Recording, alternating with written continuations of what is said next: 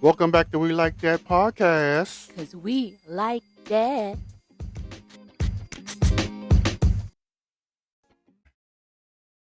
Hello. Welcome back to We Like That podcast. I am Joe.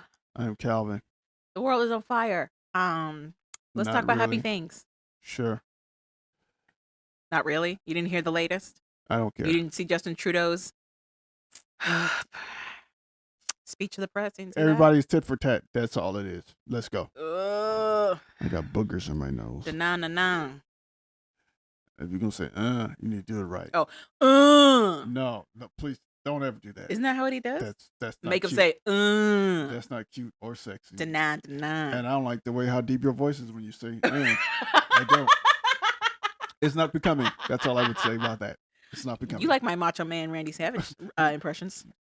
Sexy course. as heck. Of course not, no. Sexy as heck. Of course not, no. The cream always rises to the top, And brother. it's time for That Happened with Joe. Skitty about That Happened with Joe. Thank you. Moving right along. Okay. So, first of all, I just want to say we went and got a Costco membership the other day. That Costco was packed. It was packed. And I thought it was because a bunch of cashiers were down, but that was not the case. I got on my social medias and Costco's are packed countrywide. So that's happening. Costco but to be money. It was packed. All right, so staying on topic with happy stuff. Oh, I already lost the happy stuff because everything closed out on my So stuff. it's gonna be crazy. Costco is about to corner the market by accident. Not accident. Well, I'm just saying by accident, kind of, Not really. because they won't. Somebody rolled back DEI initiatives. Costco is one of the few places, them and Ben and Jerry's, one of the few places where they were like, we're not going to do it. That's what I'm saying. By So default, it's not really accident. it is, but it's not. It's not a marketing ploy for sure for them. That's but what I'm saying. I wouldn't It's say not- that it's an accident. It's not on. I'm not. Also, you can still get a hot dog over there for $1.50. Nice. Sure. Moving right along. That happened with Joe. Okay. Alright. So we got a new Soul Faces Media versus instead of it being like different years, they have boy band groups right now. Oh, They've got a God. 5-part versus between New Edition and the Jackson 5. So we're gonna start with I make the 5-part part one. harmony. 5-part harmony. we're gonna start with the first one. Where's New Eddie? Edition versus the Jacksons part 1. Oh, it's gonna be crazy. I hate Instagram. Know that. Let's go.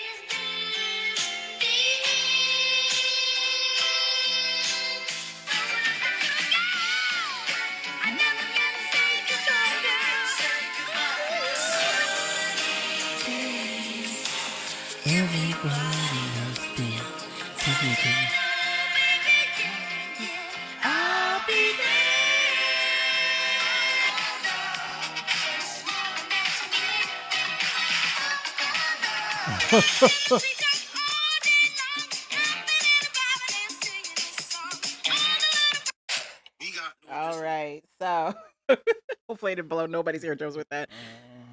So we have New Edition versus the Jackson 5. First of all, are there 5 people? And who? Ronnie, Bobby. It was Ricky, 5, Mike. and they ended up with 6. Who was okay? Ronnie, Bobby, Ricky, Mike. Who? Johnny. No. Ralph. Original New Edition. Yeah. 5. Then Ralph. Johnny comes, Yeah. but Bobby left. But then Bobby comes back. 7. Why are you yelling at me? Yes, that's correct. I'm not yelling at you. Why I'm you- asking questions. Why are you talking in all caps? Why? Need you to lower those cases. So loud. Use your inside voice, please. Thank you. You're so crazy. All right, Calvin. Oh, wait. Let me. Candy Girl. Yeah. Which one would you prefer? Candy Girl, ABC. Yeah. Oh, Yeah. tie. All these are gonna be ties. Spoiler. Spoiler alert. All these are ties. So there's that. Mm-hmm. Well, most everybody gonna pick ABC. But I think it depends on The era when you grew heard up. the song. Yeah, the era you grew up, when you heard that song. If you're an adult who heard ABC, but you grew up with Candy Girl, it's gonna be Candy Girl. Like for me, it's gonna be Candy Girl. If you were falling out in the 70s to ABC, then it's gonna be ABC for you. Mhm. If you was screaming your head off in the 80s, it's gonna be Candy Girl for you. Candy Girl is for me. You If said it tie. being fast in both eras, it can be both for you. Both for you. Mhm. Fast selves. Your fast tails. So tie for you, you said? You know what? I'm gonna give this one to ABC. Okay. Okay. All right. If it isn't love versus I want to be where you are. I If want to it- be where you are. If it isn't love. Interesting. Definitely thought it'd be the other way around. No. Can it be I stayed away too long? I love it. Haven't you been loving? I was gone. I don't know. I just like the parts. It's great. Then if it isn't love for you, then if you can only do the No, I like the whole song, but I love Okay. those parts. Sure. If it isn't love, is also good. I'm not mad if that's your favorite. All right. Is this the end versus never can say goodbye? Easy. Never can say goodbye. Is this the end? Is this the end? The beginning of Joe's wall sliding fascination. Are you just being difficult? My mom would say. Obtuse on purpose? Are you just being difficult on purpose? No, I think like you said, most of these are going to be ties. But for me, I do play Is This the End more than I play Never Can Say Goodbye. I play never can. I never can say goodbye way more Way than more? I play. Is this the end? Okay. Can You Stand the Rain versus I'll Be There? Can You Stand the Rain? Tie. I know you don't play I'll Be There on your radio loops. I know you don't. Yes. Mm-mm. Yes. Mm-mm. Yes. Mm-mm. It pops up just as much as Can You Stand the Rain. That's a lie. Okay, next. It's not. Can you? It's not a lie. The lie. No, it plays just as much. Oh, sure. Popcorn Love versus Rockin' Robin. Popcorn Love. Yes. Popcorn Love. Okay. Did you know Rockin' Robin was a cover? From some white lady, No. some white man. A black guy sang it in the 50s and they redid it. First of all, you know these songs are double entendres Yeah. a lot of times. Yeah. So He rocks in the treetop all night long. Rockin' Robin could Rocking be. and a bopping and a singing his song. I'm sorry. All the little girls on Jaybird Street love to hear the robin go tweet, tweet, tweet. That sounds like. Sounds like he out there. He's for the streets. Rockin' Robin's for the streets. I'm just saying. Every little bird, every chickadee. Yeah. In the hollow tree. Yeah. Told you. And then they go to like a juke joint Because in the oak tree. that's what the hoes and pimps be. Oh, time to go. So, you know. Nope. That's when the party just start. It just starts. Party don't start until the devil get there. Ooh. Hey, it is what it is. All right. That's the last song, too. So, pretty much ties. Pretty much ties across the board. That's all I got for that happen because it is. Oh, God. It's hanging on by my fingernails. No. Whatever that happened with Joe. Skeety bop bop bop. Oh. Moving on to Love During Lockup. It's the finale. The finale. Season 5, episode 58. The finale. The episode is Revenge Served Poolside.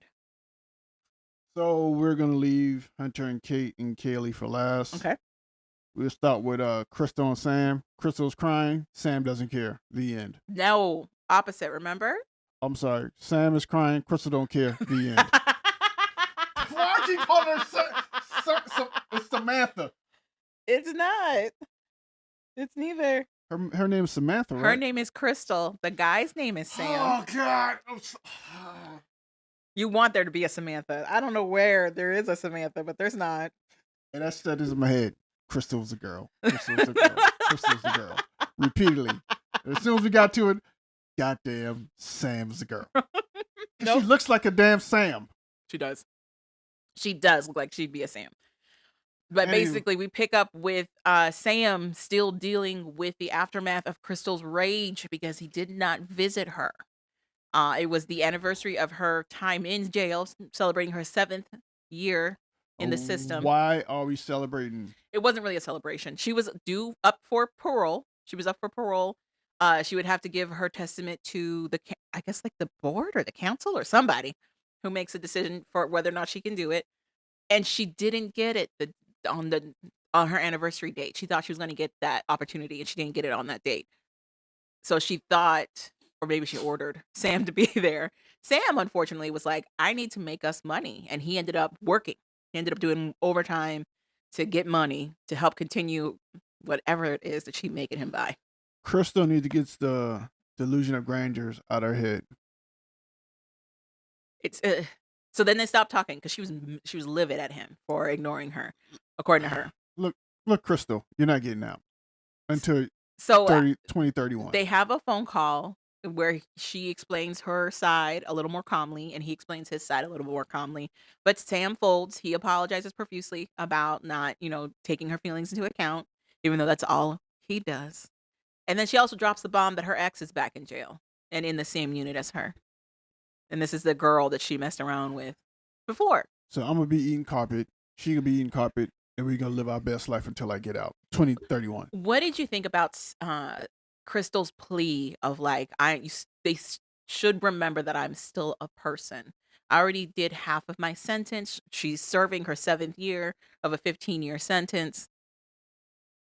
Do you think that there was anything, not anything, but No do you one do you think that cares. she No, missed out on her deserved opportunity to get parole?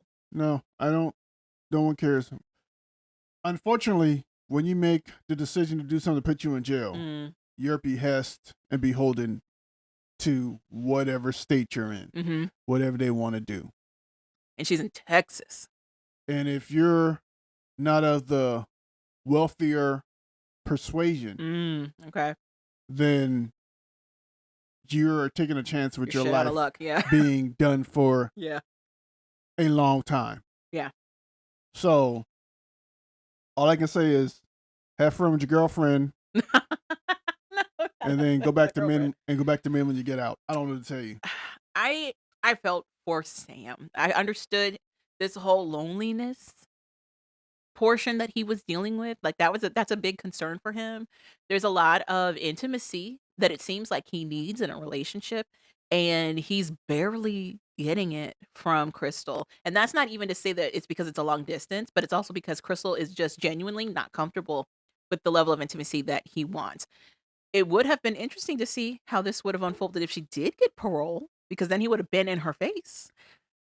Would the knife have cut him as well? But I don't know. That's mean to say. But the the point is, she's still in jail. They end it with her still in jail and her end date still being like another 7 or 8 years away. Whatever. And it might be a blessing in disguise. She might be in the best place for the next 4 years. Who knows? Oh, At that's least she true. getting food and she got a roof over her head. She ain't got to worry Yeah. about eating or paying for nothing.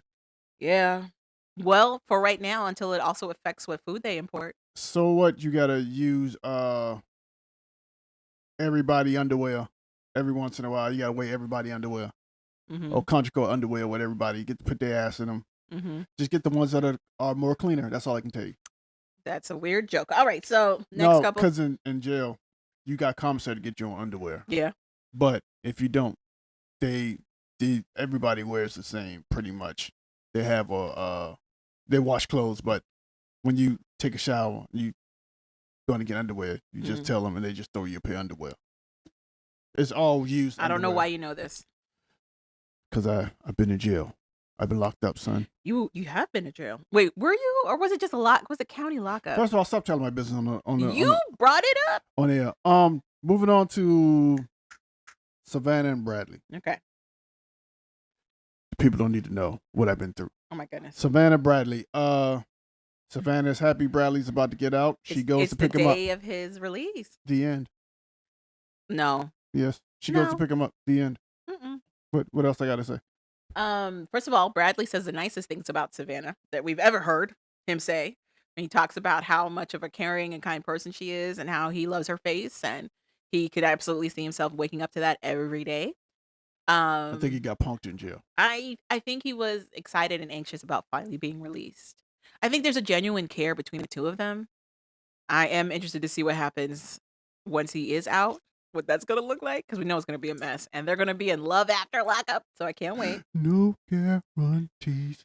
But she goes on a tirade about how, like, she's never early to anything, she's usually running late for everything, but she decided to be early for his release date because she's like, "I didn't wanna miss it," and then she gets mad that she has to wait. She's like, "I called the night before and they told me he'll give release between 8 and 9 a.m. and it's almost 9 and he's still nowhere to be found." He didn't get out there until like 10:30, almost 11. They said nicely between 8 and 9. They probably said estimated. They probably said maybe this or probably this. So if they tell you between 8 and 9, that's telling you They don't know. Be there. exactly between 8 and 9, maybe. According to how fast we process people out. I got more questions. Is he on probation? I think he's on probation, right? I don't know. I don't have paperwork in front of me. Okay. Huh. I'm one because these ancient producers on the recorded line from jail ask him, if you have the opportunity to sell marijuana again, would you do it? And he's like, yeah, I'd be Yes. dumb not to. This is what he says. I would move a few thousand units if my friend needed me to, but nothing illegal. A few thousand units of a federally illegal substance? Sure, sir. With who we have sitting as president right now? Sure, sir. I don't. Enjoy. Whatever. I don't. I must have missed that part. I don't know. That was all though for Savannah and Bradley. He out, she excited. She can't wait to get this BBL off of his dime. He's not working. Wow. Where do we go from there? Jakima and Donnie. Pretty much. This made my heart smile. I'm not gonna lie. It was stupid. It was so cute. So she finally tells her dad that Donnie's not in the military; he's in jail. Yes. I don't know why her dad didn't put two and two together in prior to that, but okay. It would be interesting to explain why she's in Ohio if he's stationed in Hawaii. And why I can't go to Hawaii. Especially if he's supposed to be in the Navy. I don't know that there's a Navy outpost in Ohio. There's a Marine outpost out that way. Whatever. It was an unbelievable story that she told her dad that he believed. Okay. Anywho, she tells him, he's like, oh, that's not good. Yada, yada, yada, boom, boom, boom. She's in Ohio, right? Mm-hmm. No, wait a minute. She goes to Texas. No, she's from Texas. Yeah, Her she dad's goes. in Texas. Yeah, she goes to Texas to visit her dad. No, she's in Ohio. He comes up to visit her. He comes to visit her. Yeah, he's in Ohio with her. He came Oh. out to Ohio. I thought she went to Texas. No. Whatever, her dad's there. Donnie calls. Donnie talks to her dad, and asks her dad for her hand in marriage. He said so many right things in a row. It was so respectful, and it seemed genuine and sincere, and it made her blush. And as a dad, I'd have been like, sure, hung up the phone. He in jail. I'm just saying, this You can man do took better. it really well to just find out that this man's in jail and not in in the military, and then boldly asking for his daughter's hand in marriage Like, after finding out he's in jail for drug pushing. he's in jail. Well, So clearly, I wonder if the whole "my dad doesn't know that he's not in the military" is storyline. why your mom wasn't drinking when she was pregnant with you? So I don't know why you just make these dumbass decisions. Who are you talking to? Talking to Jakima. Oh my God. Anyhow, As her dad. I don't know why you picked this dude. we also find out more information about Jakima. She was in a very physically abusive relationship. She was very close with her family, especially her older brother. And in the middle, when she finally hit rock bottom in her abusive relationship, she reached out for help finally to her older brother, who said he was going to come and help her. And he ended up dying 3 days right after that call. He was found shot up in his vehicle. They found 7 gunshot wounds in his chest. So that's a lot. That's a lot. This is somebody who's always struggled with surviving on her own. And now she's like hundreds of miles away from her family for this guy who can't seem to stay out of trouble, even though he's in prison. It went from a 6-month wait to a 20-month wait, which is basically 2 years. She's still not on visitation. The way it ends, she still doesn't have any visitation rights because of how whatever went down. That also, quote unquote, included her involvement. I'm hoping for the best. I hope they get their happy ending. Whatever. Bop, bop, bada, boom, bop. We're moving to Tia and Rob. hmm Pretty much, Rob wants to go hang out with other people. Tia doesn't like it. Tia loses it, I and don't even. Rob He didn't say I want to hang out with other people. He uh, said I want to go back to the the old home, the old hang. and Tia loses it. Rob apologizes, and then Tia moves the goalposts and starts bringing up other stuff. And he's like, "I don't know what to say now because this has The nothing to fight do was all over the with it the was all original over the place.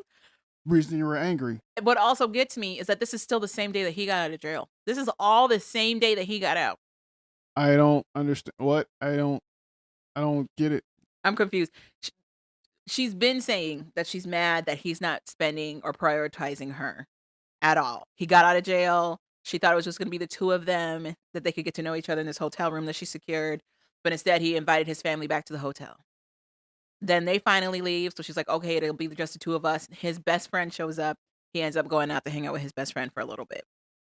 Then she's like, okay, he's done with the friend. Now it'll be just two of us. He ends up going out with his sister and her wife to do some shopping.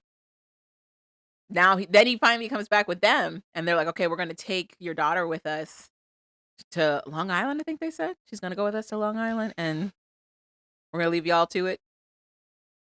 So she's like, great, now it's just the two of us. And the first thing that Rob says is like, all right, so how about we drive down to the best city in the world, meaning New York City, and go visit the old spots. Go Harlem. visit where I'm from. Harlem, and this is when New York people think New York is better than what New York really is. I don't know that it's that, or Yes, if this is just a guy who's homesick. I don't know. that's pretty much what it is. He just got out of jail. At the same time, too, he was hyping it up like we got it. It's like the best place to go. I think you don't have wanna a go see? bias against people who are from New York, No, and I'm not sure what happened to you with that. no. The way I saw it, the way I interpreted all of that was him just being like excited to have the freedom to make his own choice to go somewhere. That's what I saw that as, and him being And like, you know what, we're within driving distance. Let's go check out Harlem. I'll show you all the spots, girl. and she I'll was show you where I like, came from. And she no, lost it. no. She's like, no, I don't want to go. He like, really? You won't go to Harlem? It's No, Harlem. no, she didn't You say I wanna don't go want to around the go. She spots? said, It's why Harlem. do you want to keep leaving? We should just chill at why can't we just chill at the house? And he was like, I don't want to just chill at the house. Like, I've been cooped up. I want to be able to like go around. She's like, well, why can't you just spend time with me? Why can't it just be the two of us? And he's like, it can still be the two of us, and I'll just show you the sights. Whatever. Long story short, she kicked that no good brother to the curb like she should have. She flipped though. She went from why don't you want to spend time with me to says when he apologized and goes, you're right. You sacrificed a lot. I want to spend time with you. She then goes, well, you're saying all this, but I know that you really have a main chick. I'm sure Exactly. it's that girl who you're gonna live with. And he goes, what are you, what are you Get his ass. talking about? Get his ass. And she goes, prove it. And he goes, prove what? And they Exactly. get into this Get his huge ass. fight.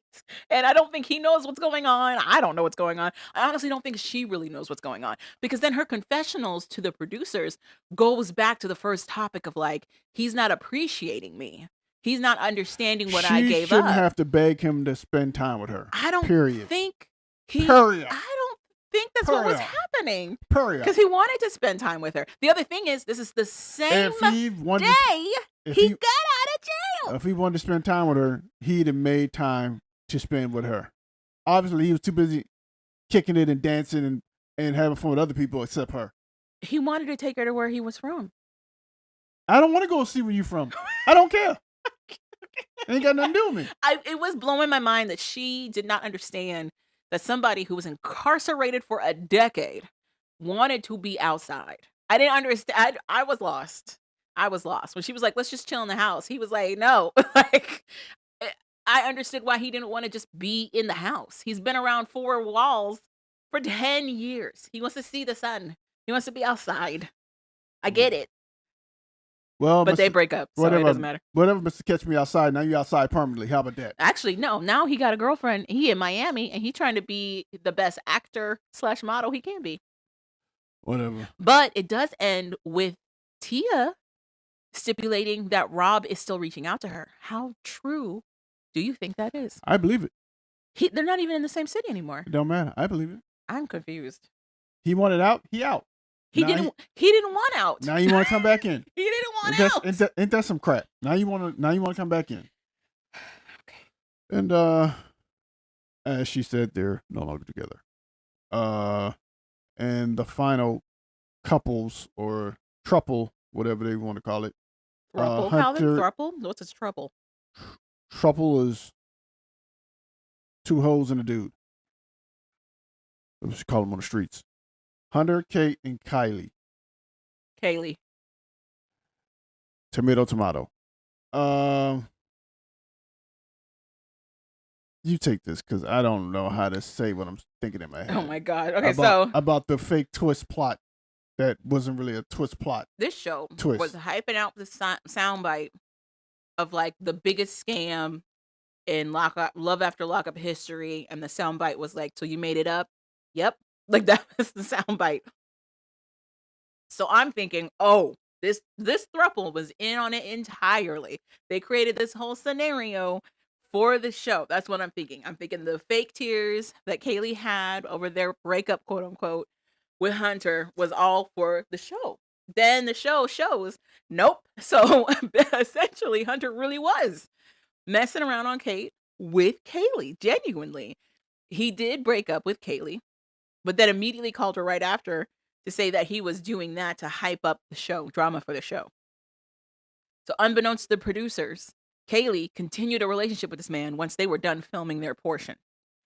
These ancient producers show her the trailer for the show 1 week before the show is supposed to premiere, where she finds out that Kate's the other girl, where she finds out Hunter had a steady girlfriend the entire time, and that Kate gave him the idea to hit up these women on Date a Prisoner for money. And she's pissed. She goes to the desert and she buries their favorite dildo along with her engagement ring. Have Hunter tell it. He's still seeing Kaylee though. So I don't know what's true, what's not. I don't believe that's true. Then you got Kate, who feels betrayed. Kate's over here, like mess with the bull, get the horns. She's giving you all these euphemisms for something she set up and put in place herself.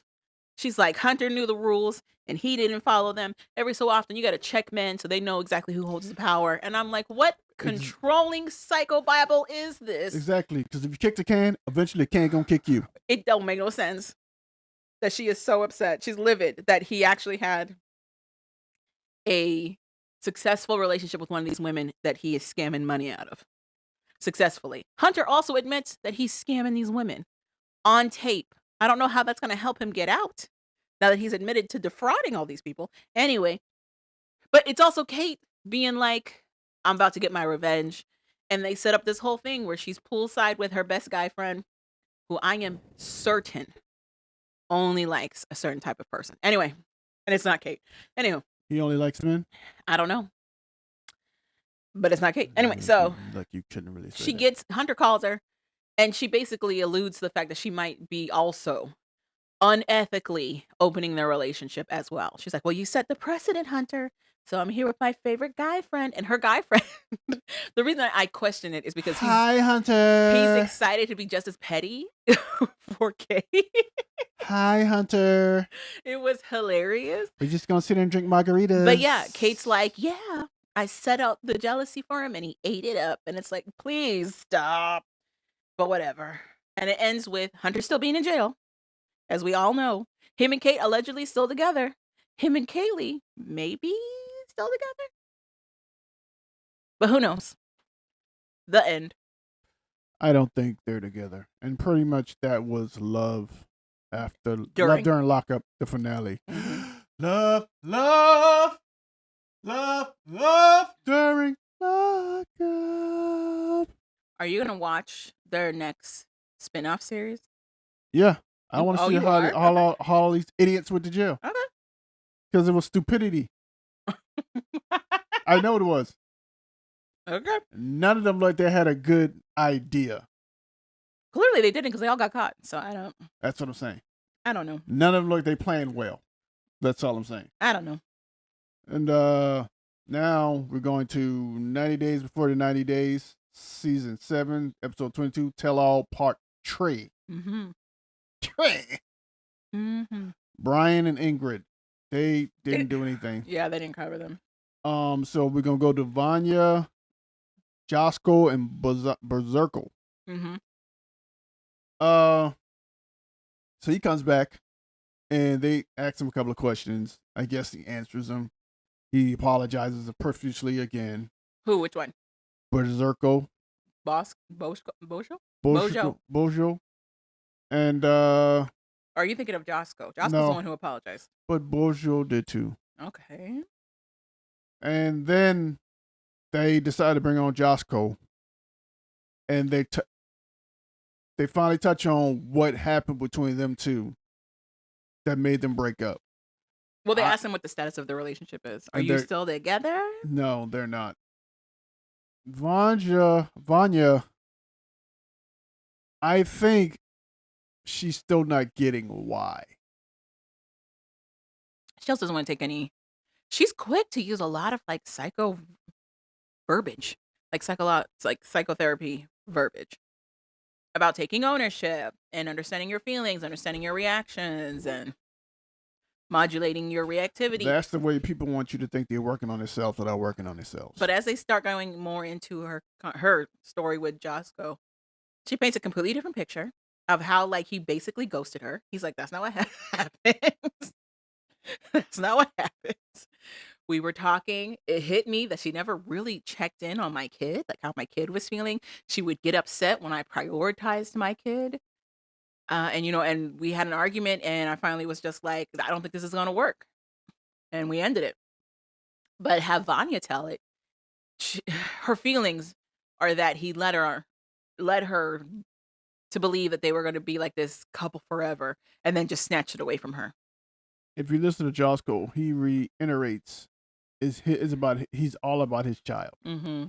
And his defense, he's like, in no time did she ever just randomly ask me about my child, or brought up my child, or asked him how he's doing. She, I don't know if it's he or she. It's a boy. And he has a son. At no point did she voice any concerns.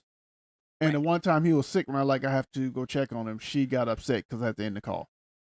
And it's her countering it with, we were making plans to turn my office into a bedroom. I was going to sacrifice my office to be a bedroom for your son. And it's like, I think you're making his point. You're making his point that this kid would not have been a priority. And I know from her side, she did explain that she was in a relationship with somebody who had a child, and she got really invested in that child. And then that relationship ended, and she was heartbroken, not only for the loss of the relationship, but her loss of relationship with that child. So she was very hesitant to get into another relationship that also included having to include the child as well. But I think that was his point, was like, you want us to move forward, but your guard around this is not, it's not transparent at all.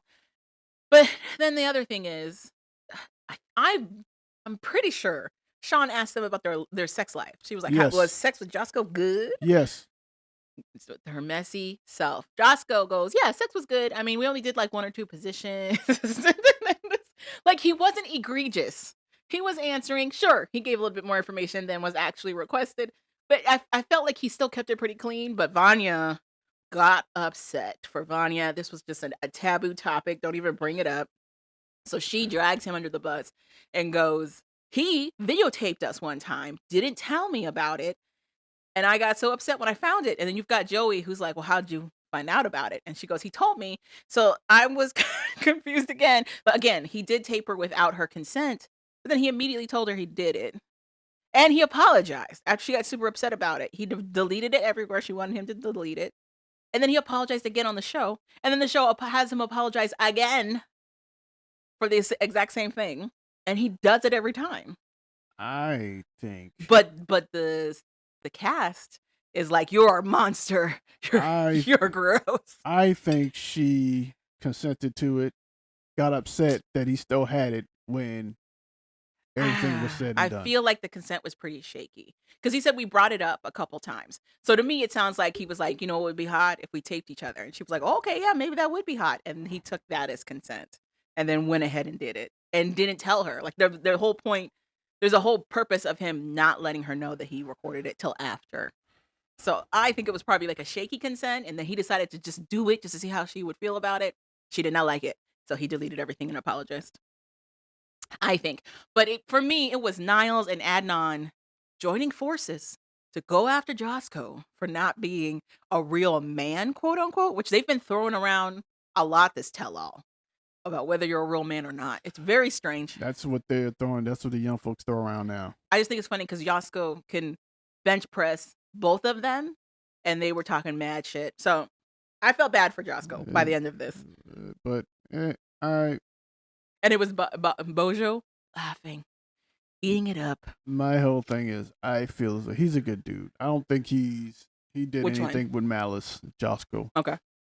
I think he's actually a good dude. I think so too. He got into it too deep with a female who, all of a sudden, when he brought up his son, unlike some women, he got hesitant because he's like, you're not ready. He already Or put up nor his do you want- concern that like saying I have a child is already a non-starter for a lot of. He said that at the beginning. It's a non-starter for a lot of women. They don't want to get involved with the child. So he already had that on his radar. Yeah. And they struggled with it while she was still in Croatia with him. So I think she has to take a lot of responsibility for why that didn't pan out the way it should have. Mm-hmm. But to me, he showed the utmost respect to her. When Niles points out that not Niles, Brian points out that maybe Vanya should self-reflect. Like if she said, I keep finding these men that are wrong for me. And he's like, well, what are you doing then? Like, he says it in a very Brian way, which makes it sound like she's purposely finding all these terrible men. I don't care. I'm like, Brian, shut up. He had a point, but he said it so badly. Brian never has a point. Handyman need to shut the hell up and sit in his wheelchair before we lock the goddamn wheels and he can't go nowhere. Her woe is me. Why do we keep finding these bad men? It was like, because you're choosing them. You're choosing these bad men. And then she's like, it's not me. And it's like, yeah. And like I said, Brian, it is. Brian has no room to talk. You're not paying attention to something. Because you're dismissing something. Because he doesn't understand that he's the bad guy in all his relationships. So. I thought he had a point that she, as much as she doesn't want to put the blame all on Josco and all on Bojo, she chose both of these people. I don't give a damn what Brian said. He never has a point. He said, I refuse to acknowledge it. And that's pretty much the try. Oh God, I almost threw up now. Okay. The try saga called Vanya, Josco, and Bojo. Bojo did not have another meeting at 9 o'clock or 11 o'clock at night, so he was good. He was able to stay the whole time this time. And he also wasn't on the hot seat either. He just sat there. Yeah, he just sat there. So they could have told him, you can go to your other meeting now, or let him go. But whatever. Well, I think we really only talked about them and Lauren and Faith. I don't think we talked about the other couples. I don't know what happened with Lauren and Faith because I was too busy doing something else. Oh my God. So they go back to Lauren and Faith. And they bring up the whole conversation that Faith had with Lauren when her friend pulled her aside after they were at the drag show and was like, Lauren's flirting with another girl over there. Faith thought it was a drag queen because who else could he be flirting with? And if you remember the series run, Lauren goes, oh no, it wasn't a drag queen. It was the kids. And she goes, the kids? And he explains that he thinks some 18-year-old, first of all, how does he know she's 18? Anyway, it doesn't matter. He thinks some 18-year-old girl. Because he checks IDs like a smart man. And her friends came up. He didn't check no ID. Came up to him and they were like, our friend likes you. And he karate chop caressed her face and said, I have a girlfriend. I could never. But it's when he's re-explaining it to him, to everybody else again, that he starts to like incriminate himself. He goes, well, she caught me doing this. She thought it was one thing, but it was actually another thing. And it's Joey of all people pointing out the language that he's using. Like, well, you said you got caught, so you knew you were doing something wrong. And he's like, and then Lauren's best friend also comes back out and she takes this stance of like, he's being wronged somehow. That people just don't understand him, that he can be naive. She keeps repeating that he can be naive, but he also makes truly terrible decisions that hurt people a lot, especially Faith.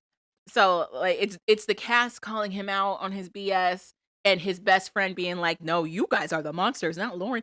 And Niles going after Lauren hard about how he needs to make better decisions and Faith needs to dump him. Like, that's the consensus that's happening.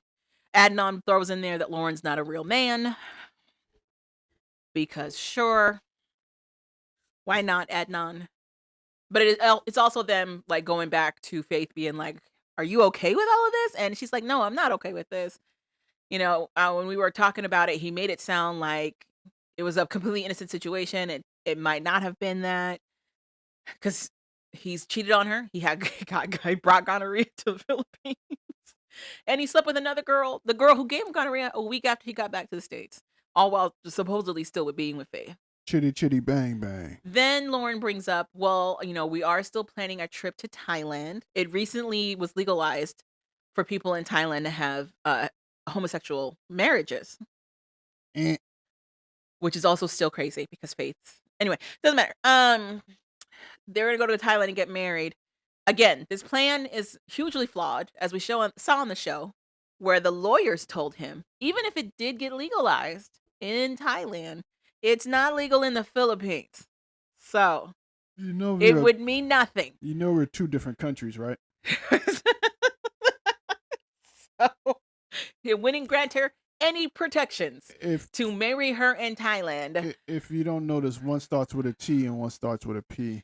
He's like, well, we would do that so that I can bring her over on a K3 visa to the States. So that's when you're already married. It's not the K1 visa where you're planning to get married. You're already married coming in. I know both of them have an H right after the first letter, but two different places. The Faith goes marriage, and the cast goes, do you not know that you're going to get married over in Thailand, Faith? And she goes, no. She goes, that's not something we talked about. Lauren tries to counter it by being like, oh, no, we did talk about it. She goes, yeah, like, do you want to get married eventually? Sure. Like that. Not like, will you marry me kind of thing. Because they're still in a rocky relationship across the board. So then they're like, well, Faith, do you want to get married to Lauren? And she's like, well, it's a little complicated. And Vanya goes, no, you got to have like a straightforward answer. Yes or no at this point. Do you want to get married to Lauren? And Faith goes, no. Lauren is going to get that ball across the finish line no matter how he got to get it across. He's going to get this. He's going to get it done. It's so crazy. He's going to seal the deal. It's so crazy. Come hell or high water, he's going to do it. I don't know. So crazy. But he's going to do it. So yeah. So that's how we ended. Spoiler, it never happens. We don't know. Previews for next week for the next part of this ridiculous tell-all. Why is there another part? I don't even know, but there is. Vanya's checking on Lauren and is like, are you okay? You look a little hurt. And it's him trying to stop from crying, but it looks crazy. Because he's like, yeah, I'm fine. No, it's okay. Like, it's interesting and crazy. And that's... Oh, and they bring out Brian's girlfriend. There's the preview for next week is that Brian's girlfriend is going to show up for the next part of the tell-all. Great. That he met a day after he broke up with Ingrid. Oh, in Brazil. She's going to be 15. She's not. They show her. She looks like Lauren's type. Don't know what that means. Lauren only likes one type of girl. She a batty boy? Maybe. Okay. Well, that's a horse of a different color. I don't even know where to go with that because I hope that's what it is. Punk ass Brian. Can't stand him. I got more questions though. Why is the show bringing her onto the tell-all? Because they're going to get 5 parts out of this. You said, how do we string this along? This is how we're going to get 5 parts. My no thing matter is, how we get 5 parts, one, we're going to get 5 Ingrid's parts. not jealous. 2, this comes across mad petty on Brian's end to be like, well, this is the girlfriend I did chase. Like, because Javon, I told you why he was there. You said that was the whole reason. That was the whole point. You need to go watch the first episode when it's only like 20 seconds, maybe 30. Mm-hmm. And he tells you what his whole plan is to do. So crazy. It is to make Ingrid look horrible. It's so crazy. To show the world what type of person she really is. And all she's been doing is smiling, looking good the whole time. Right. That's pretty much all she's been doing. Listening. And listening. Oh, the other part of the preview, something goes on with Joey. something goes on with Joey because they go, Joey, you said this, but actually we have this, and it's Magda getting upset, and Joey. They made it look like Joey leaving early, like just rolling out of there fast. I don't know what he did. I wouldn't be surprised if he cheated, but I guess we'll find out in this And next that part was the 90 days before the 90 days tell all part 3, because we already have to have a part 4 for some season reason. 7. Now 90 days, but last but not least, 90 days the We last are resort. blowing through these topics, by the way. Really? Yeah, we are blowing through them. Oh, Go ahead. well, ain't really too much to it. Nothing to it but to do it. Yeah, 90 Day the Last Resort, season 2, episode 9. Nice guys finish last. I don't know what the hell that means because ain't none of these dudes nice guys. They just be putting titles and stuff. Just throwing things in there. Yeah. So I think it's supposed to be a play on how the guys feel they are nice guys and they're not getting what they want. Therefore, nice guys are finishing last. if they knew how to shut up, they'd get some. Well, Brandon almost did. Then he fell asleep. Yeah, that's We'll get to it. not my fault. Can't hold us liquor. We'll get to it. So Which starting one you off gonna with start Brandon and Julia. Brandon is juggling trying to keep the peace because the night escalates when Jasmine and Gino finally have time to talk to each other at the party. I don't know why they decided to have a sit down at the party to kill the mood. I'd have slapped everybody in the head with a bottle. Like, we're not going to do this right now. I feel like it was the producers. I don't give a damn what the producers want. We're going to drink and be merry. Mm-hmm. Because we can go back to misery in about 2 minutes. So let's just get it on. Let's get it on. Uh-huh. So pretty much they bring Jasmine and Gino together. Jasmine says Gino doesn't even want to kiss her or touch or want her to touch him. He's like, I don't want her to touch me until we have 2 consecutive days of a good thing. And she goes, we've done that and you still haven't done anything. And Gino goes, I like to masturbate. Then it just deteriorates from there. And she's like, he didn't say any of that. I don't know what kind of recap this is. And then she goes, you know what? I want to bring another man into this relationship. And he's like, absolutely not. She didn't say that part either. So I don't. Then what did she say? What did you watch? Then what did she say? Gino said that Jasmine's not following his rules. She's not following.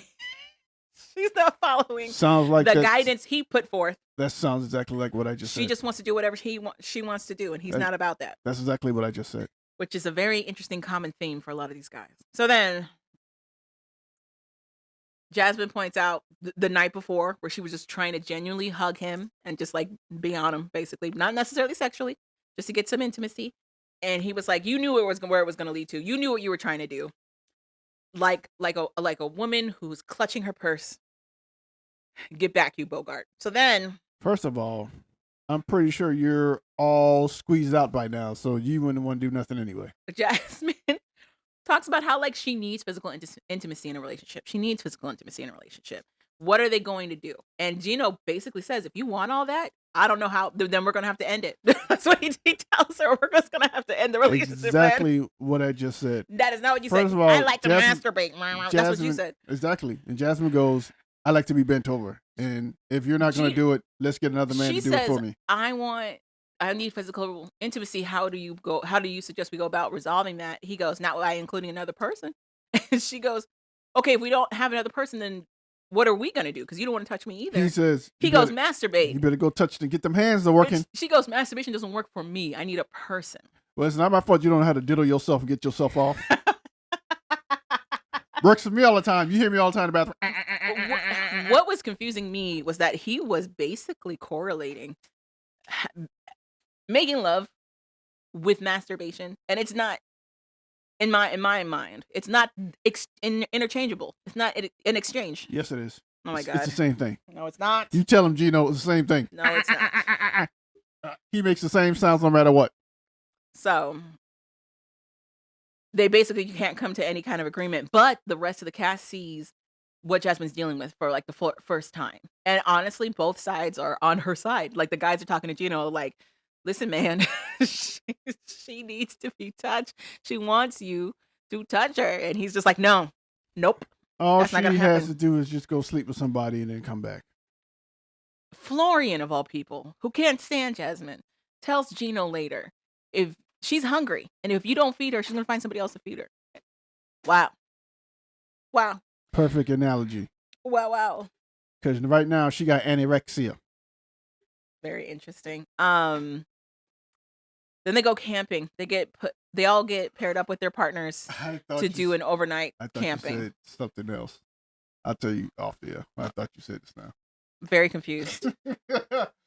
Very confused. So yeah, the therapist is like, this is gonna be an overnight. So you're sleeping in the elements. You have to work together to get the tent up to whatever, whatever. But Jasmine doesn't want to do it because she's in this huge fallout with Gino. I don't want to talk to him. I don't want to look at him. I just want to sleep. I'm so tired. I don't blame her. I don't blame her. She's exhausted. She's mentally exhausted. I'm mentally exhausted. And Gino could care less. Genuinely. He could care less. Okay, I'm gonna get this tent up right now. It's everybody paired off. And the therapist is trying her best to get Jasmine to be interactive as well. But Jasmine she's just done. She doesn't want to do anything. When she refuses to help Gino with the tent, Florian comes over to help. She asked the therapist not to have Florian be close to them because of everything that happened the night before with their fight and blah, blah, blah. But it is interesting that Florian is going out of his way to help Gino set up this tent for him and Jasmine. And the therapist points that out. She's like, well, look who's helping you. Jasmine's like, I could care less. It doesn't matter. It doesn't matter. Brandon and Julia, they get their tent up as well. They're working well together. Julia complains that, Brandon was like, yeah, let's get this intimacy. Let's get this sexy time. And then, he was trying to do something and fell asleep in her lap. So fell asleep with his lips on the coochie. So, he fell asleep with lips on his lips. Oh, and then they do this group hypnotherapy where they have to remember a time they hurt their partner and then talk about it.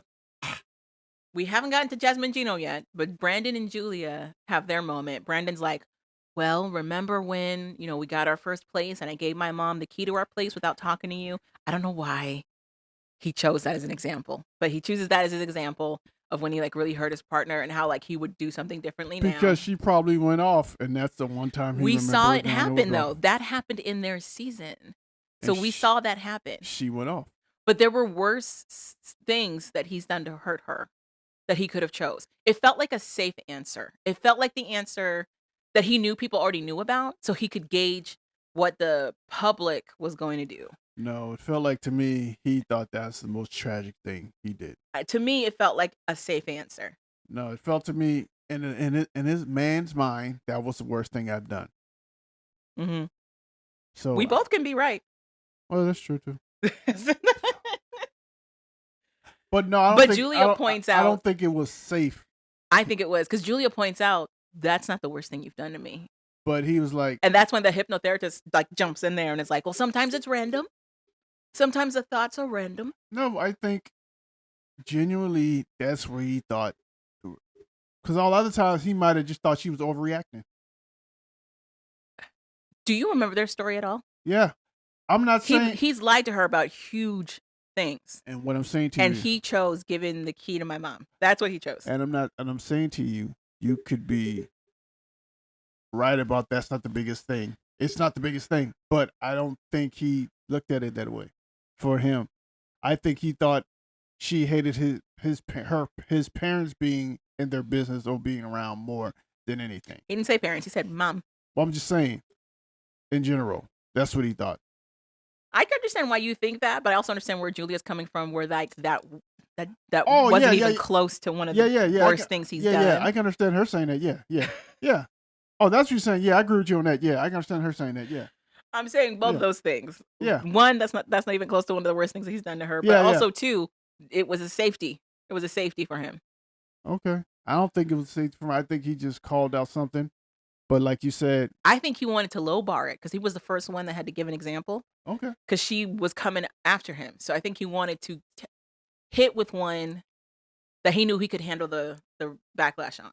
Okay, whatever. Because Julia goes full truthful. And she talks about how when she was back in Russia visiting her family, and Brandon came out that way to also see her, she was in a terrible mood with him. She was not in a good place with him. They fought a lot. And she's like, that's because during that trip, she had met up with her ex-boyfriend and they had decided to move forward together at that time and be together. She ultimately didn't do that. She stayed with Brandon, but he was like, "What? What are you talking about?" And then I don't remember if it's Natalie. Somebody asked if she cheated. Did you cheat? And she goes, "No, no cheating, just kissing." And Brandon's like, "That's cheating." What happened was he saw that American waiter and he's like, oh, okay. I don't know when it was. She made it sound like it was a while ago. Okay. No, her ex was like, oh, that American fast food is doing very good for your body. Calvin, what is this joke? Are you going to talk Mm-hmm. about what we actually just brought up or no? Mm-hmm. Very, very good. She kissed him. Who gives a damn? You don't think that's cheating? No. At first, I didn't want to agree with you, but I kind of agree with you. Who gives a damn? She with you. That is true. She chose you, and she keeps choosing you. No. That's true. You should have punched her in the face when she did it and moved on. He didn't know about it until now. Well, then, pick her up, throw in her water, let her get baptized. But, so my other thing is, Brandon is the type to really drag out being the victim. So I do wonder how that's going to really affect her in the long run. This is something he's going to bring up a lot. A lot. Like at the end of the day, if you're going to kiss somebody, if you want to be with them, let me know so I can do what I need to do to move on. Mm-hmm. Time's too short. And time, I don't know if you notice, time is moving really fast now. Time is really too short. Well, you just said she made her choice. She chose Brandon. So, at the end of the day, do what you need to do. Uh-huh. I don't think it was that big of a deal. I don't even think she probably kissed him. I think she did, which is probably why she was feeling guilty. I think she did. But I also see her point of it not being a big deal because they didn't do anything else. So, whatever. Next couple, which one? Pick one. No. I don't care about I don't care about this show. Sophie and Rob get a little blurb. It's just Rob being gross. It's Sophie being like, I'm still working on things with Rob, trying to still understand like how my history, especially with my family, is relating to my relationship. Then you also have Stacey and Florian rehashing about how Florian has quote unquote anger issues, as Stacey determines, um, and how he's old fashioned and how he needs like a handwritten invitation for places. How he loves to hang out with Darcy. That was the episode prior. They didn't bring up Darcy this episode. I'm pretty sure she did in her mind. Okay. So, but it is her being like, that's something that we'll have to work on. And it's Florian like, eh. Then we have Natalie and Josh. Josh returns. I'm going to save them for the end because Ariella and Benny didn't really have anything. Ariella and Benny come back up. Ariella ends up going to the party. She shows up. She looks like she's ready to start shit. That's what it looks like when she comes through that door. Like, all right, I'm here. Let's fight, Benny. I'm ready. Let's go. Benny's like, hi. She's like, Benny hasn't talked to me since he flipped me off at the bar. She makes it sound like she didn't contribute anything to Benny feeling away. But okay. And then when Jasmine gets reamed out by Gino, talking about how he's not gonna touch her with a 10-foot pole, Ariella recenters herself in that conversation and goes like, Benny did the same thing to me. Benny did not, but okay. Sure. Just make it about you anyway. Yeah, he just want passwords. he was good. Yeah, he was fine. He was like, password's done. And he's moved on. And you're the one to keep bringing up the past. For real. And pissing him off. Anyhow. Because I don't think what he did in the past was that significant. I think it was, but the fact that you were like, but the fact that you move forward with it and now you want to hold it over his head, that's weird. I think the past was, she was, like we was talking about, she was the other woman. And she felt that because he went back to the person he was actually dating and broke up with him to be with her, and they probably had a moment that he cheated on her. I'm like, you weren't never the main until after the fact. I think the point is, got pregnant. The communication was not clear. And he moved forward knowing it was going to hurt other people's feelings, but did what he wanted to do anyway. Like, that's her whole point. Was that, like, he doesn't take her supposedly into consideration. He just does what he wants to do. Sure. I think that was the point for her. The context is, yeah, she was the other woman. And yeah, he was going back to his girlfriend to close things off. I'm not going to give you points for you being wrong. I could see how in her mind, he chose her, so therefore he was now cheating on her. Even though that's not Whatever. That's not what was going on. You know, there was another one other than you. You knew there was an Period. original one. So what? And that's it for Benny and whatever her face is. Ariella. They're also struggling to get this 10 up, by the way. All right, Natalie and Josh. First of all, they high five each other because they got that 10 up first. Okay. Josh is always in a competition, apparently, and he's winning.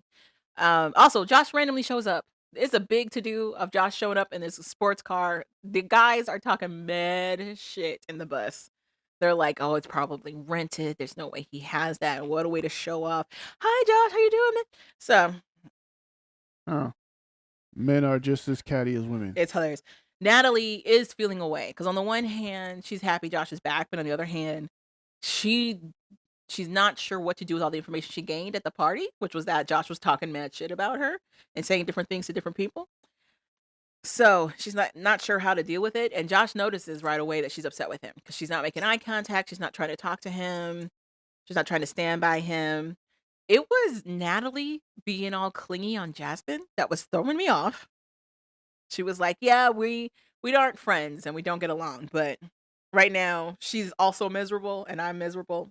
So it's nice to have someone. It's like, Misery loves company. The end. Okay. But Josh is like almost complaining that Natalie is not reacting to him the way he wants her to react to him. They get paired up. They build their tent. They build their tent up first.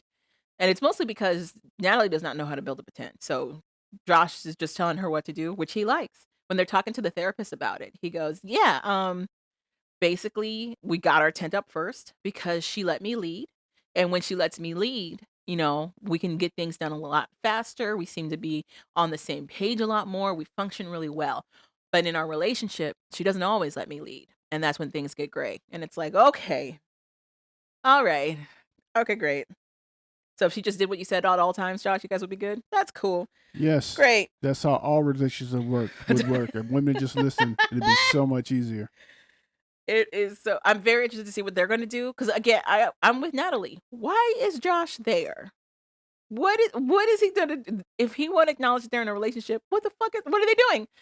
What are they doing? So. Josh is the dude that will tell a female, your food sucks. Your sex is not that good. You can't cook, you can't clean. And he never tells you he loves you. And then the girl points out and she starts going crazy. Mm-hmm. And he goes, I don't know why you so crazy. And he just can't figure out why she's like, crazy. there you go again, getting upset. I don't understand. There you go again, getting upset. Sure, I insulted you like 15 times straight. Why are you so upset? I've never said a kind thing to you. What are you talking about? So what? I won't introduce you to nobody in my family and never bring you to my life. Why are you upset? We don't do anything outside the house. Wait. Yeah. Why are you upset? Huh? Hilarious. So yeah. We leave it at that. That basically was it. They set up camping. They're doing the overnight. That's pretty much it. That's all for 90 Day, The Last Resort, Season 2, Episode 9. I just think the thing about these couples, which makes it more watchable or more exciting than first season, is this season you have a bunch of couples that shouldn't be together, but their dysfunction is good TV. True. Then when the quiet person who never really shows any emotion shows emotion, his emotions doesn't make any sense, which makes it hilarious and funny. It makes it even more watchable. Mm-hmm. And you can say whatever you want to say about Gino and Jasmine, but that train wreck is watchable. Mm-hmm. Because you can't understand, first of all, why is this gorgeous lady with this ugly dude? Mm-hmm. And why this ugly dude doesn't want to sleep. The easiest thing he can do is sleep with this woman, and he can't. Mm-hmm. So what's really the issue? Right. You got Ariel and Benny. It's just like, why? Then you got to see Stacy and Florian try to figure out ways to make stuff up to stay. Mm-hmm. It's hilarious. Mm-hmm. Julie and Brandon are the only ones I think genuinely are trying to do the experiment. have issues and are actually trying to genuinely do the experiment. I agree. I don't know why Natalie and Josh is here. They're just here to make it even more confusion and to pick up if everybody else is having a good day, you still got them to give you some type of chaos to make the show still interesting to watch. And Sophie and Rob, I think they're there genuinely, but I think it's the relationship has run its course. So even trying doesn't make sense. Just like Gino and Jasmine, trying doesn't make sense. It's over. Yeah. Just let it die. Yeah. I agree. But in the first season, all they had was somebody just yelling to yell, which at some point is just unwatchable because you're watching her make stuff up in her head and like it doesn't make sense. And I'm sick and tired of you sitting here watching you just berate this dude because now it's not even good TV. It's just you're just sitting here watching somebody berate somebody. Are you talking about the first season of Jasmine and Gino? The first season of Last Resort. Last Resort. Oh, okay. When you had Angela and Michael. Michael wasn't there. Michael wasn't there. And Michael was there in spirit as a robot. She shows up by herself. Everybody was like, what? And he's a robot. And then he wasn't available to do like a lot of the and therapy things. And even the robot was like, I'm out. Even the robot was like, I'm out. When she started yelling, the robot was like, I'm out. I don't have to stand there and take this. Michael's like, where are we going? That robot was like, we're leaving. I don't care. I don't have to stand there for this. And then you had Usuela. What's her name? Mbele? Nope, none of these. Swelu? That's the guy. And Kalani. That's why I didn't want to say Kalani. And Kalani, who got pregnant by accident. Let's just be fair and real. With the Suelo's baby, yeah. Yeah, and got pregnant by a dude that had no business procreate. How you say that? Procreating. Procreating. Thank you. Had no reason to. I think he had reason to. No. And then she got upset because he wasn't up to speed, American up to speed for anything when he's been growing up pretty much in a village all his life. For me, it was her assuming that he was just going to take the lead and be a provider in a brand new place that he does not have the education or skill set for. At all. Not only that, he's not even used to the pace. No. Utah is way faster pace. Right. Than his resort job. In a village. In Samoa. Yep. He worked at a beach resort. Yep. In America, people be like, Utah pace is not even a pace. It's a snail. Right. But to him, it's California or New York. It's a city, for sure, yeah. So for her to think he's going to come up here and just hit the ground running. All right, so I'm going to do this and do that. Like her father. And do this and do that. Didn't make sense. But also, it didn't matter what he did. Everything was wrong. It did not matter. Exactly. And then when I do stuff, you're going to berate me and make me look stupid in front of your family. And they get mad why your family don't like me. You only tell your family bad things about me. And you make me cut off my own family. Exactly. What? You ice me out on a lot of decisions, on intimacy with you. I step out. I cheat. And then you're like, well, this is why I know you're a bad person. It's like, okay. And then you go. You also go and cheat. You go above and beyond what I did. Got pregnant, everything, girl. Exactly. Which leads you to believe maybe you should use protection when you're doing these things because you get pregnant really, really easy. I'm just going to throw that out there. Just thinking about it. You slept with Swelu the first time, bam, pregnant. You cheated on him with another dude, bam, pregnant. Maybe we should just put something on. So, hey, let's put some breaks in there. Yeah, no? Okay. Cool. It's just a thought. You have 2 little ones under 10. Then you don't think you're busy? Okay, cool. But then it's Swelu's fault because you got pregnant again. To her credit, though, she does finally get a divorce.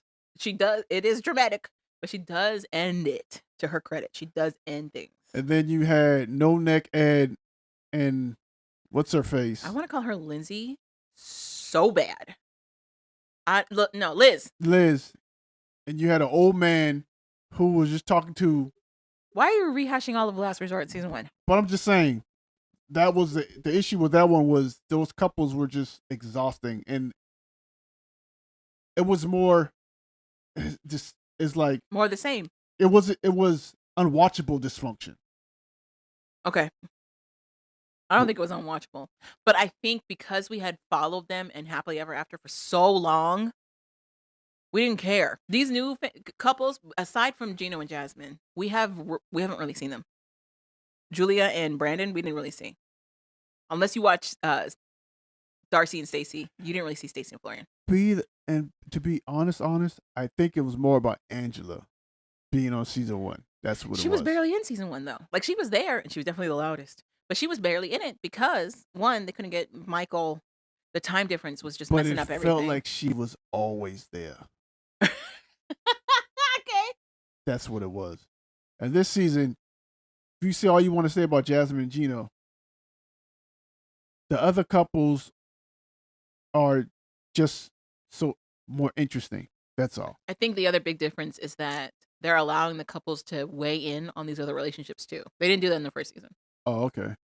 And I think also they're doing a better job of actually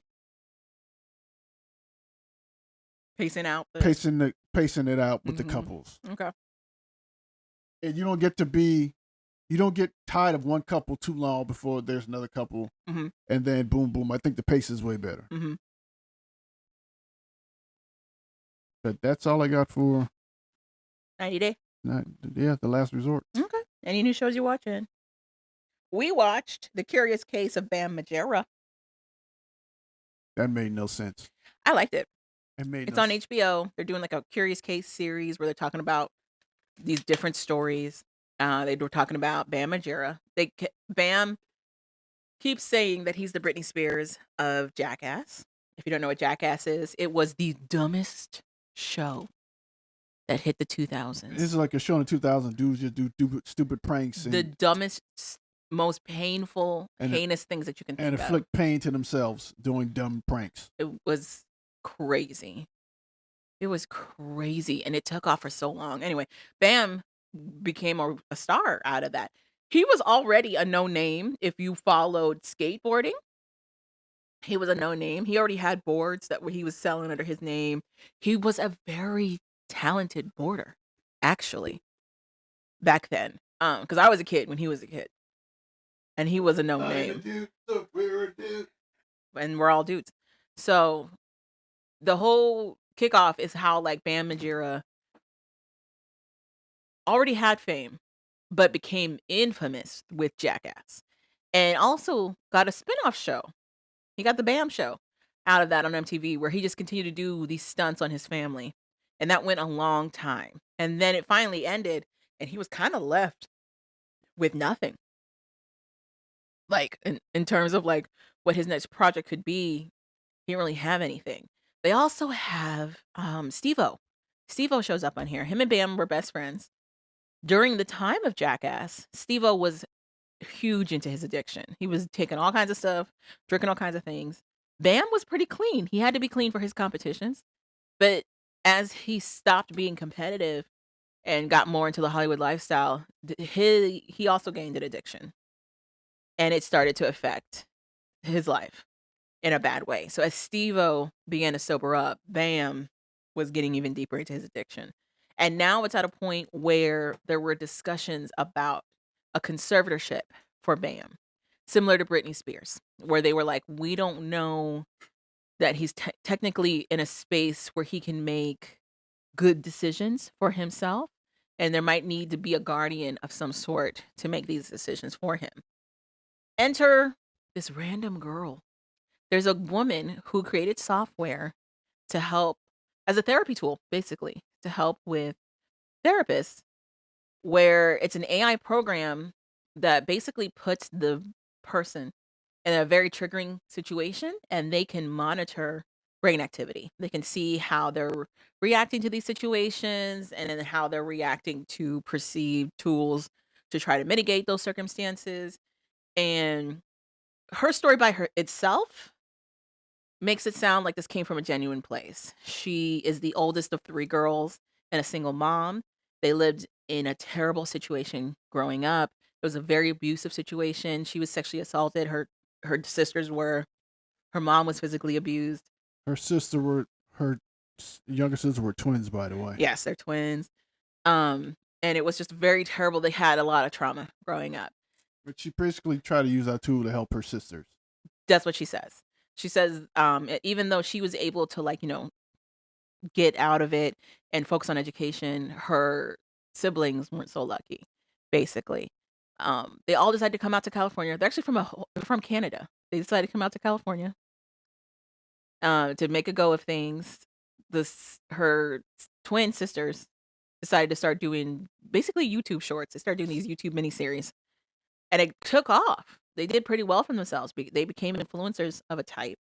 However, it also gave them access to like a lot of drug use, substance abuse. And they kind of went down a rabbit hole.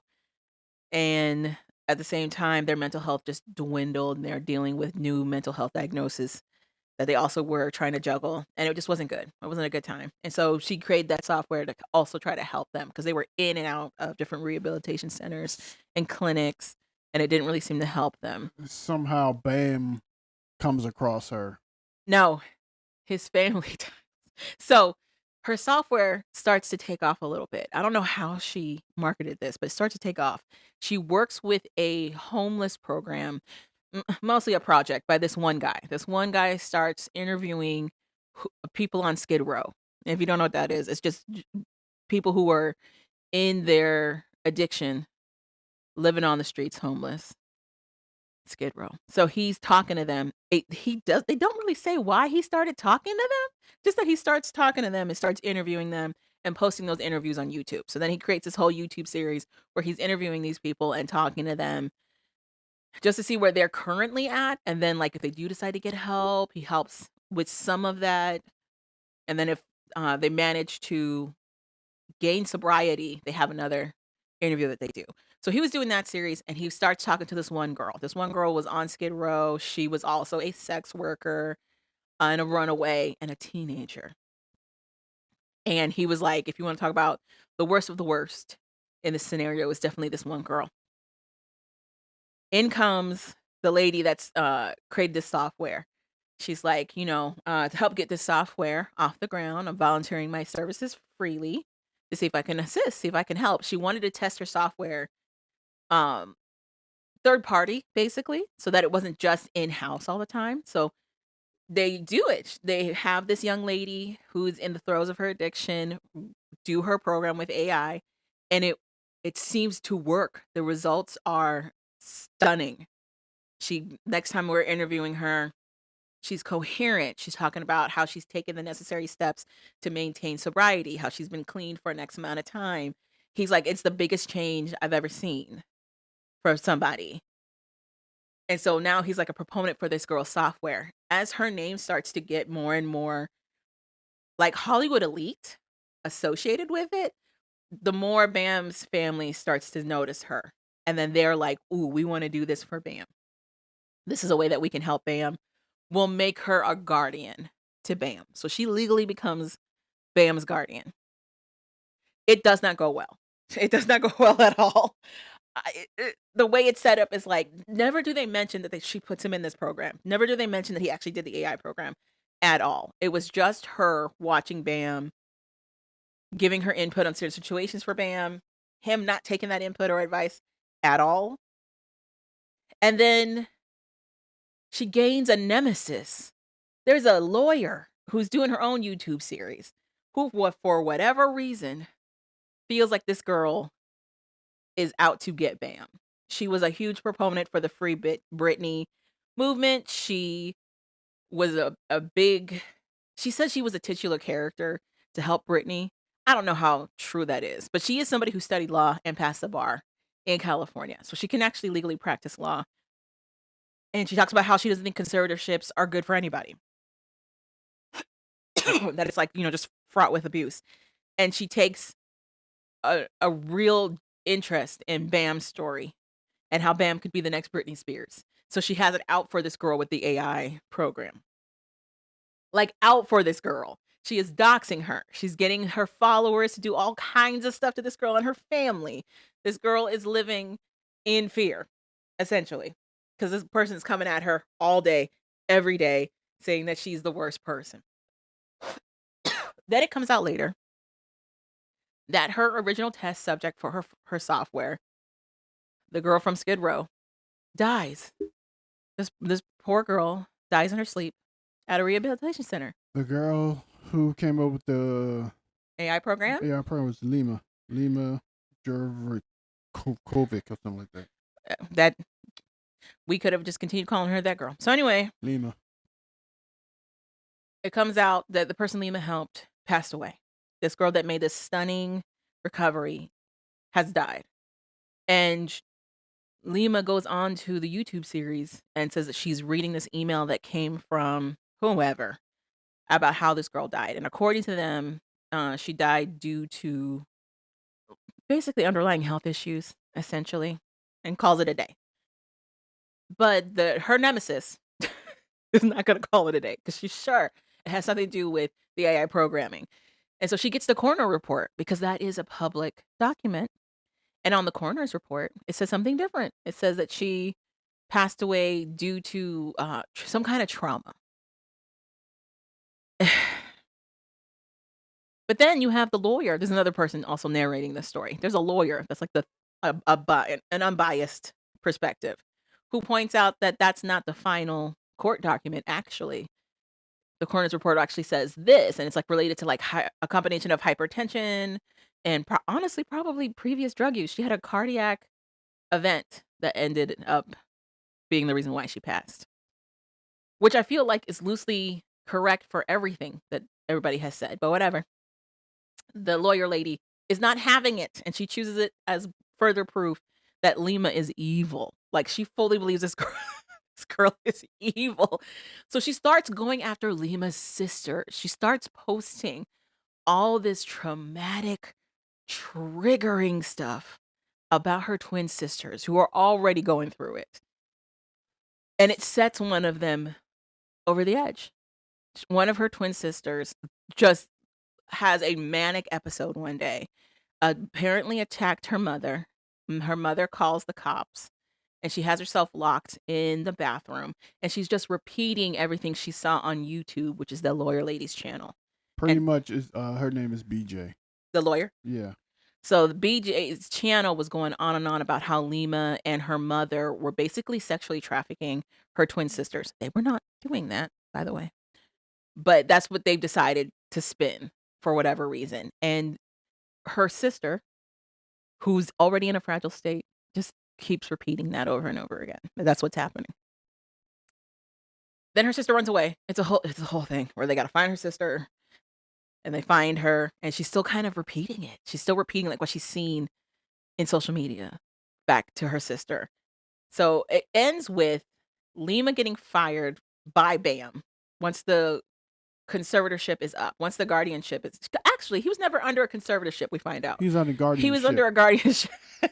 So the whole argument she had was null and void in the that BJ had, yeah. Because the lawyer who's narrating, was like, there's a difference between a conservatorship and a guardianship. And she has guardianship. So she doesn't really get to make any decisions for that. Right. The shady thing about conservatorships is that you can take on the legal ownership of their financial state. You can. Which is what was happening to Brittany. Her family was controlling her money. But Bam was not in the same boat at all. And Bam was actually a danger to others. So there was that. He fully attacked his brother. It was a whole thing. He was going to court for it and everything. But the other weird thing that happens with that, with Lima, is like she fully involves herself in what's going on with Bam. She's still close to his family, but she has no legal precedent to still be sticking around. But she is, for some reason. And it's not making sense. Also, Bam has fully bought into BJ's theories about Lima. And it's almost like a badge of honor for BJ, where she's like, yeah, Bam is totally on board. We've had our meetings. If you see the people that's on her website who follow her and take her orders, they don't leave the house. They don't leave the basement. So one of the guys who used to follow her, he starts to question things. He starts going like, maybe this is a little bit much. Maybe that's not necessarily the whole story. He had a And it's rare that some of them have epiphanies and be like, "Yo, we going way too far. Right. We're doing too much." But for the most part, people like to feel like they're in a group or part of A part something. of something, yeah. Even though everybody's like, I think for my own, I want to be my own person. I'm a leader. Majority of people want to be part of something. The other thing is that even with BJ saying all this stuff, everything that she's putting out is monetized. She's making money off of this, whether it's true or it's not. She makes money And off of she it. acting like she's a lawyer. Technically, she did pass the bar. Passing the bar and being a lawyer.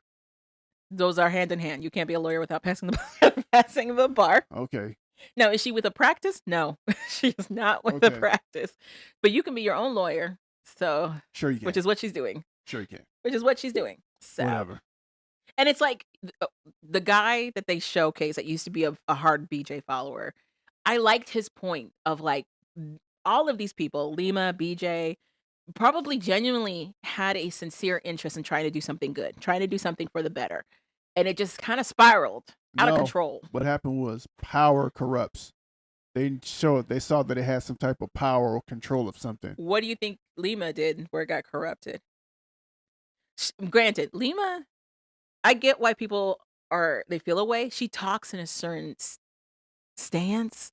She doesn't blink. She acts very closed down, very shut down. And then when you hear her backstory, it makes a little more sense why she's kind of like gravitated toward this very I think mature facing personality. because But I didn't see her as corrupted.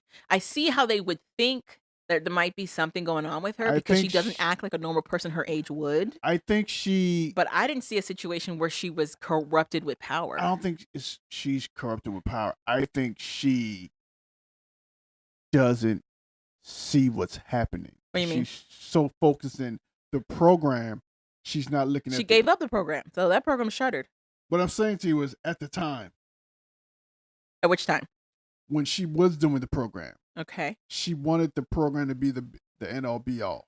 Okay. And she was too focused on the program, and I don't think she was paying enough attention to the people or the person that was using the program.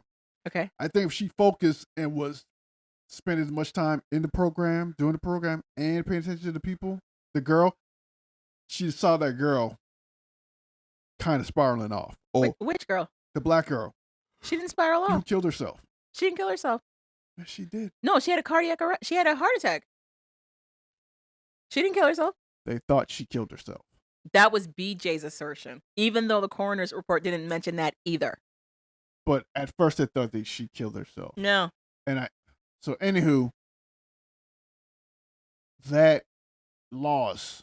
But Lima did read something that didn't match what the coroner report said later.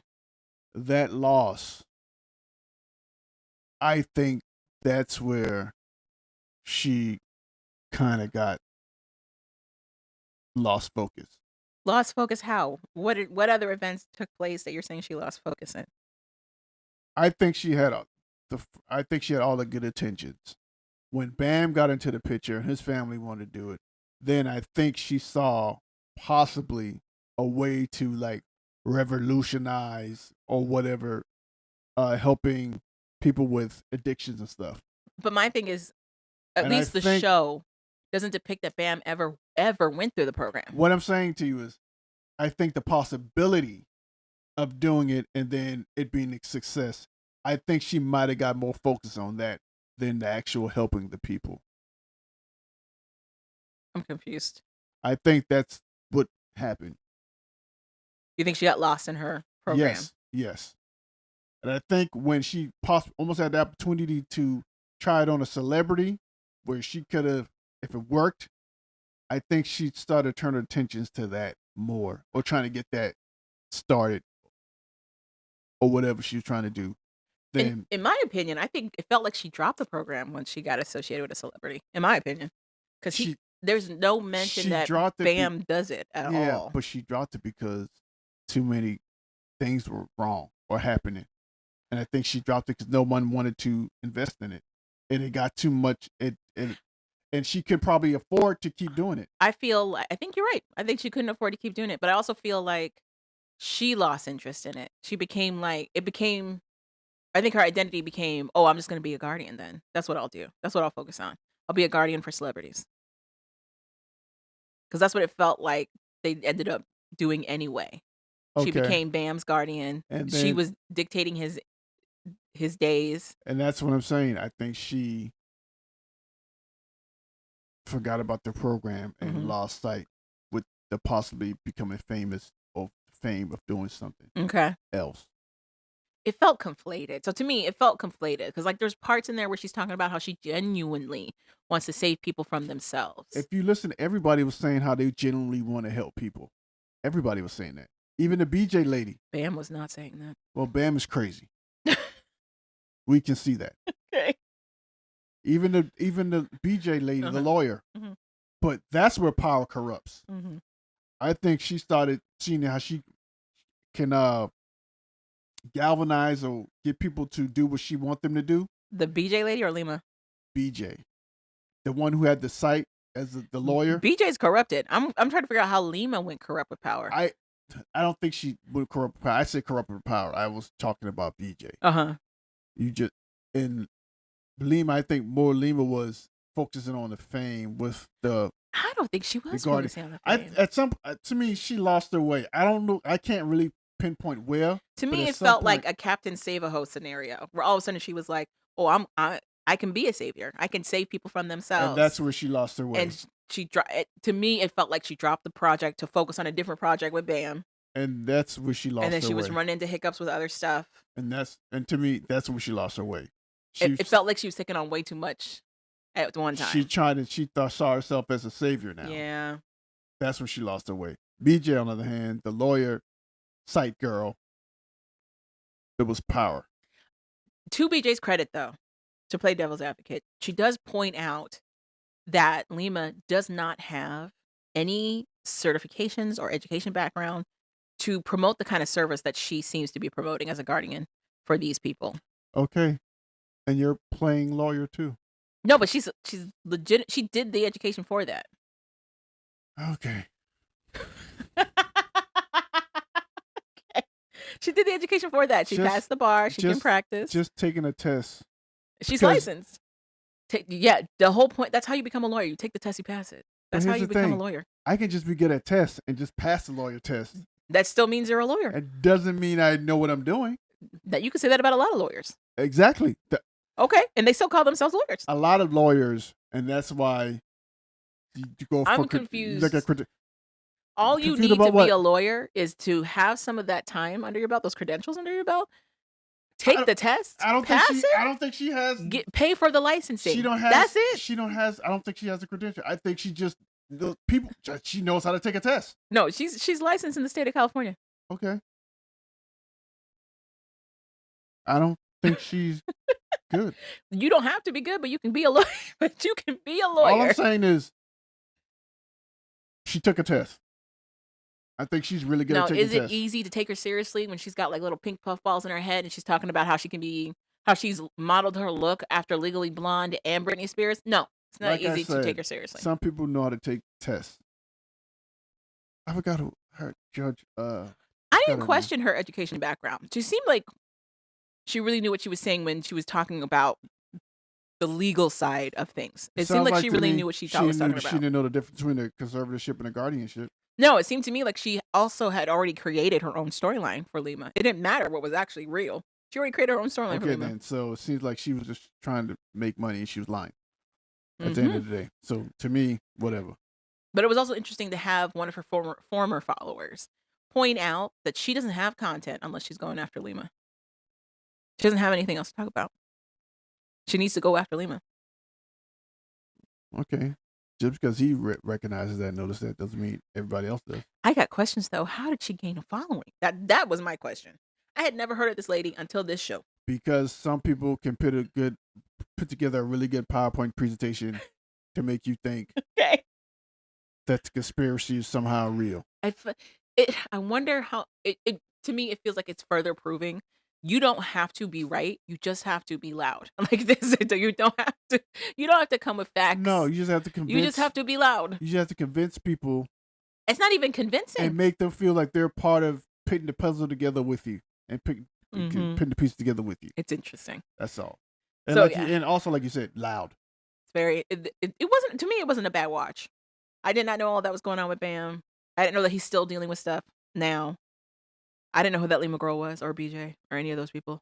So I'm gonna watch this Curious the Curious Case of series and see what else they got going on. I also wanna watch the, documentary on the family vlogging people. Have you seen any of the trailers for that? I think I know what you're talking about. It's about a family that was, like, vlogging crazily back, like, 2012, 2013. They adopted a child from China, and then that child disappeared. Oh yeah. Yeah. I wanna see that. I wanna watch what's gonna go on with that. Very interested. Because this whole influencer society business, you don't sleep, can't stop, won't stop when it comes to that stuff. You have to constantly be thinking of, like, what's the next thing to draw people in to keep them interested. I can't imagine what the decisions are when you're doing it around family. When you're deciding to be a family vlogger. That's insane because 'cause you're basically monetizing all of your time with your family, with your kids.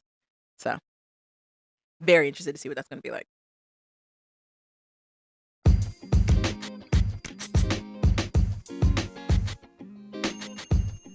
Thank you for listening to We Like That podcast. So we like that. Go ahead and click that subscribe button. You know you want to. And rate us 5 stars. I'm Javon. I'm Calvin. Later, people. And we're out.